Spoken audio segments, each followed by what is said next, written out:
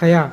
વસુદેવ શ્રી કૃષ્ણને લઈને જઈ રહ્યા હતા ત્યાં રસ્તામાં વીજળી કડાકા સાથે મુશળધાર વરસાદ વરસી રહ્યો હતો। એટલો ભારે વરસાદ વરસી રહ્યો હતો કે યમુનાજીનું જળસ્તર વસુદેવના શરીરના ટોચ સુધી પહોંચી ગયું હતું। ત્યારે ગોકુળ સુધી પહોંચવા માટે યમુના નદી પાર કરવી જરૂરી હતી। બીજી બાજુ માતા યમુના ભગવાન શ્રી કૃષ્ણના પગ સ્પર્શ કરવા માંગતા હતા। ત્યારે ભગવાન શ્રી કૃષ્ણએ પોતાનો પગ ટોપલીમાંથી બહાર કાઢ્યો અને તેમનો પગ યમુના નદીને સ્પર્શ થતાં ધીરે ધીરે યમુના નદીનું પાણી ઓસરવા લાગ્યું। વસુદેવ આ બધું જોતા જ રહી ગયા।